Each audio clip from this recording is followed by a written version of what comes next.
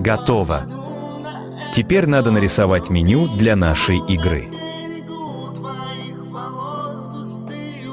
Вот что у меня получилось. Вот что пока выходит. Ну вот что получилось. Вот меню и настройки.